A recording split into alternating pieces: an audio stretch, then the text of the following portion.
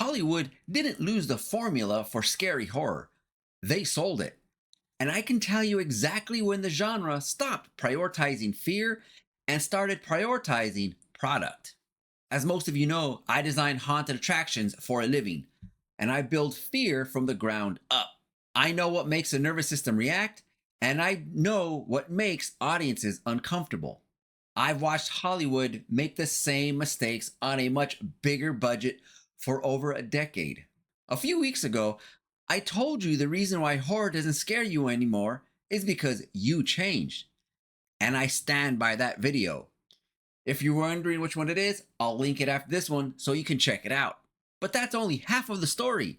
Because while audiences were evolving, Hollywood was getting comfortable. Hollywood didn't stop making horror movies. They just stopped making horror movies that could truly surprise us. Here's the first problem, is that we see everything way too early, before the opening weekend, before the marketing has even finished. Back in the day, horror had mystery. You'd hear rumors about a film before you even saw it. People talked about the movies like it was an urban legend. You weren't walking into the theater knowing every scene, every creature design, or even the twist. But nowadays, the internet tears horror apart the moment it exists. Trailers pretty much spoil all the major scenes. TikTok clips circulate days after the release. YouTube videos upload the endings explained within hours. And horror suffers from this more than any other genre because fear depends on uncertainty. The moment you know what's coming, the experience changes completely. That's part of why Longlegs generated real attention. Alright, lock it up and let's roll sound. We will tailstate this, thank you.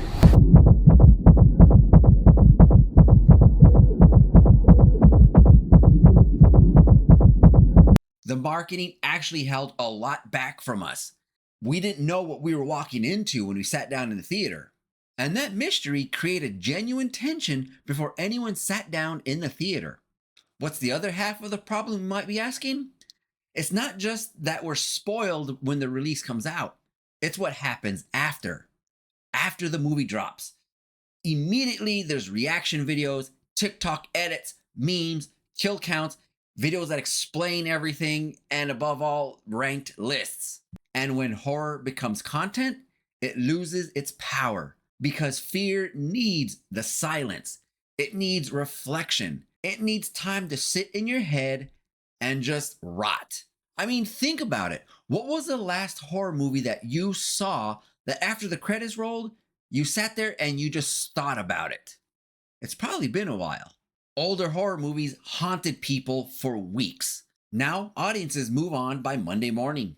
The film doesn't get a chance to follow you home because 50 other people on YouTube have already processed it for you. Around the mid-2010s, something shifted. Hollywood realized horror could be prestigious. Studios discovered that these films could win awards, earn critical praise, attract audiences outside the normal traditional horror fan base. And that's when elevated horror became the dominant trend. And now look, some of these films are excellent. Films like It Comes in the Night. The red door. It's the only way in and out of the house. It stays closed and locked all the time. I have the keys. It's the only set. Most important thing. What's he see? It's okay. Just go inside. We never go out at night. Men. Until you give your love, there's nothing more that we can do. Apple from the garden? Yeah, it was delicious. No. Mustn't do that. Forbidden fruit. Oh, God, sorry, I'm joking. I saw the TV glow. I know this might sound crazy. I don't want to alarm you. Do you remember a TV show we used to watch together? It was called The Big O Big? They had style, themes, meaning, real craftsmanship. But here's the thing. A disturbing movie and a scary movie are not always the same thing. Let me repeat that one more time. A disturbing movie and a scary movie are not always the same thing.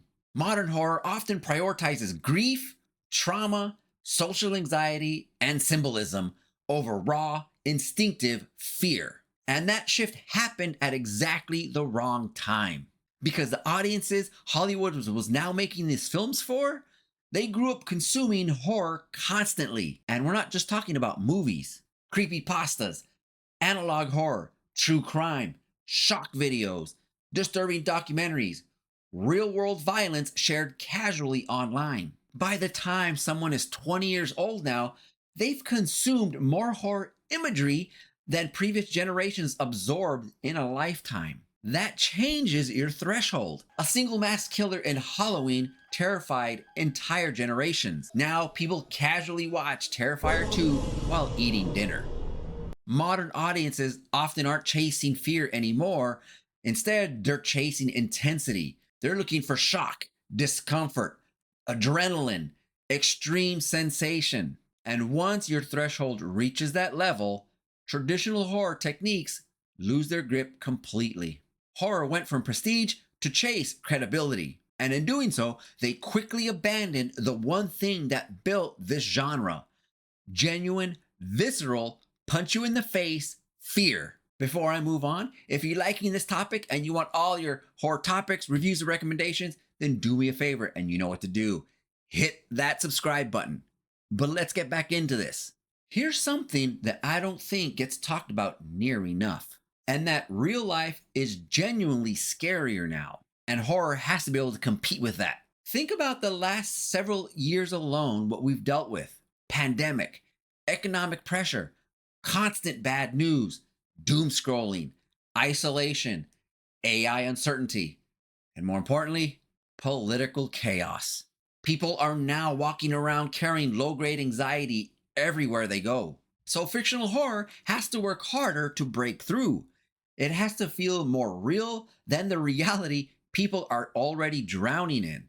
That's why grounded horror often hits harder now than supernatural horror. That's why a film like The Coffee Table leaves people completely wrecked. Y les aseguro que esta mesa, por diseño y por su nivel, les va a cambiar la vida a mejor. Les va a aportar felicidad al hogar.